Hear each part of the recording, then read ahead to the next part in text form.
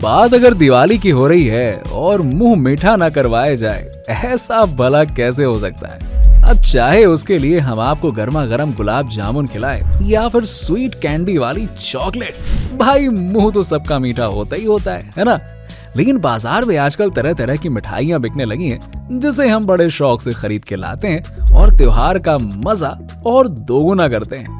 क्योंकि इन मिठाइयों की मिठास जब हमारे रिश्तों में घुलती है ना, तो वो पहले से और कहीं ज्यादा मजबूत हो जाते हैं। लेकिन इन महंगी महंगी मिठाइयों और चॉकलेट के बीच में एक मिठाई है जो हम बचपन से देखते आ रहे हैं, और आज तक कितनी भी महंगी मिठाई और चॉकलेट मार्केट में आ गई हो, लेकिन इसे कोई भी रिप्लेस नहीं कर पाया। जी हाँ, पता है हम किस मिठाई की बात कर रहे हैं? अरे हम बात कर रहे हैं चीनी की बनाई जाने वाली मिठाई के बारे में, जिसे बचपन से हम अलग अलग आकार में देखते आ रहे हैं। कभी ये घोड़े के आकार में बनाई जाती है तो कभी हाथी के आकार में। इन्हें हम बड़े चाव से खाना पसंद करते हैं, एकदम चूस चूस कर। तो चलिए आज एक बार फिर से अपने बचपन की यादों को ताजा करते हैं और ले चलते हैं आपको फैक्ट्री के उस टूर पर, जहां हम आपको दिखाएंगे लोकल फैक्ट्रीज में आखिरकार इन मिठाइयों को कैसे तैयार किया जाता है। साथ ही कुछ और भी प्रोडक्ट्स हैं जिनका हम दिवाली में इस्तेमाल करते हैं, उनकी मेकिंग प्रोसेस के बारे में भी जानेंगे। ये चीनी के खिलौने खाने में जितने मीठे और टेस्टी होते हैं, इन्हें बनाना उतना ही मुश्किल काम होता है। इसके लिए हमें सबसे पहले लोकल फैक्ट्रीज में ढेर सारी चीनी की जरूरत होती है, जिन्हें बाजारों से खरीद कर लोकल फैक्ट्रीज में लाया जाता है। और इन लोकल फैक्ट्रीज में एक विशेष तरह के हैंडल वाले बर्तन होते हैं, जिन्हें आप कढ़ाई भी बोल सकते हैं। इनमें ही इस चीनी को पकाया जाता है, इसीलिए इन्हें सबसे पहले भट्टियों पर रखा जाता है और इनमें पानी भर दिया जाता है। अब आपको बता दें कि अब जब ये पानी थोड़ा गुनगुना हो जाता है तो इसमें चीनी एक निश्चित मात्रा में डाली जाती है और उसे थोड़ी देर तक पकने के लिए छोड़ दिया जाता है।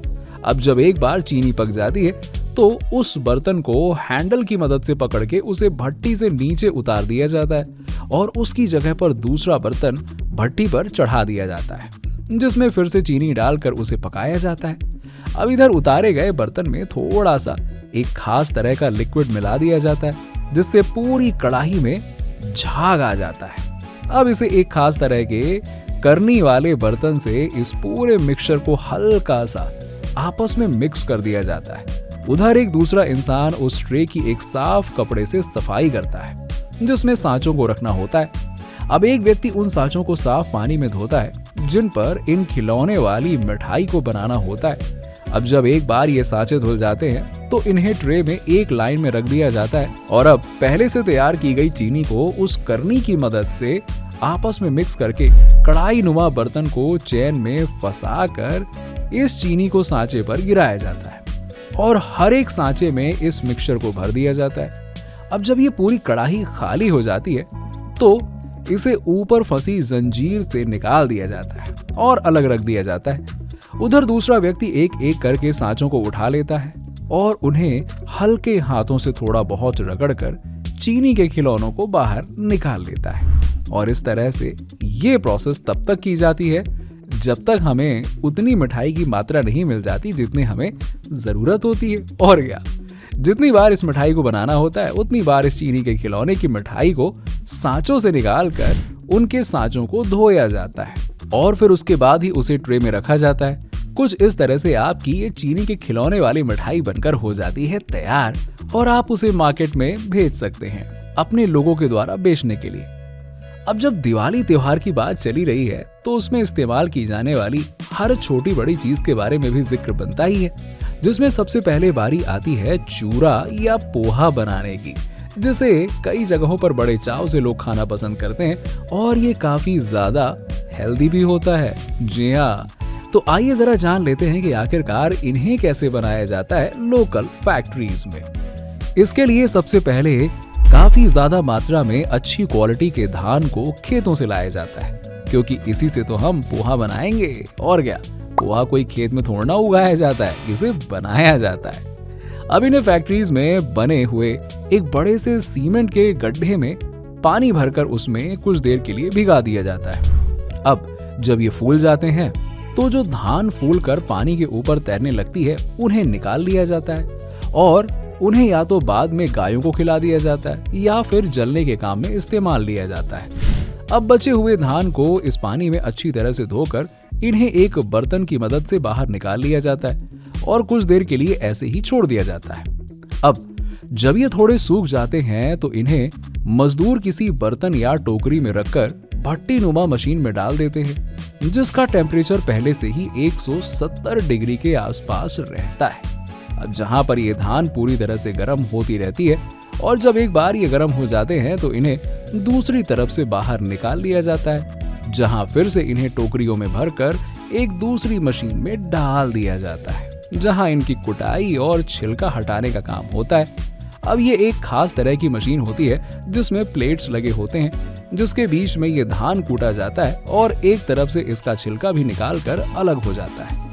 अब यहाँ पे कुटाई के बाद और छिलके के अलग होने के बाद धान काफी पतला हो जाता है और इसीलिए इस प्रोसेस को चूरे की कुटाई भी बोलते हैं। लेकिन अगर आपको लग रहा है कि इसकी कुटाई के साथ इसका प्रोसेस कंप्लीट हो गया, नहीं नहीं नहीं नहीं, ऐसा नहीं है। दरअसल ये चूरा अभी काफी गंदा भी है और इसमें कई सारे डस्ट पार्टिकल्स मिले हुए हैं। इसकी वजह से इस चूरा की क्वालिटी को सबसे पहले एक बर्तन के द्वारा चेक किया जाता है कि आखिरकार इस चूरे की क्वालिटी ठीक है या फिर नहीं।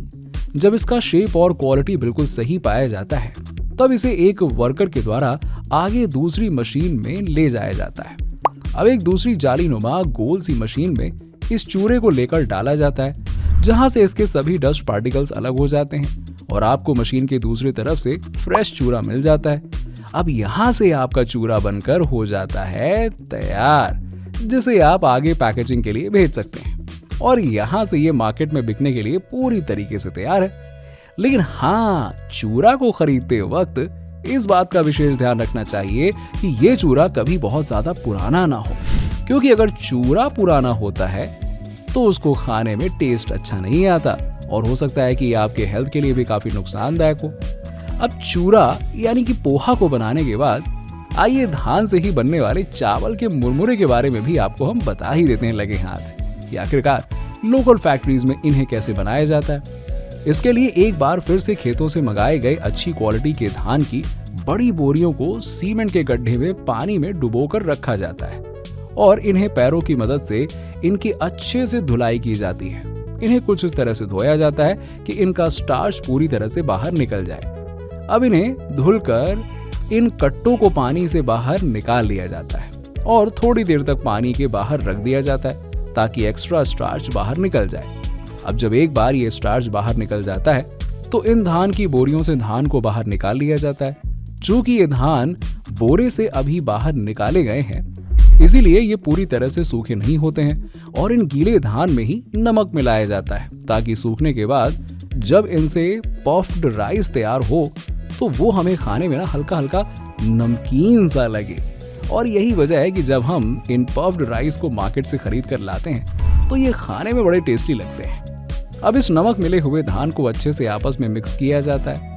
अब जब एक बार इसमें नमक मिलाने का काम पूरा हो जाता है तो दूसरे वर्कर की मदद से इसे बड़ी बड़ी बाल्टियों की मदद से उठाकर ले जाया जाता है और भट्टियों में डाल दिया जाता है। अब आगे ये धान एक बड़े से मशीन में बेहद ही तेज गरम रेत में घूमती हुई नजर आएगी, जहां पर तेज गरम रेत की वजह से ये धान फूटना शुरू हो जाएगी और दूसरी तरफ से इसका छिलका भी हट जाएगा और हमें फ्रेश मुरमुरे मिल जाएंगे। अब हमारे ये मुरमुरे एक पाइप की मदद से एक फ्लो में बाहर निकलते हैं।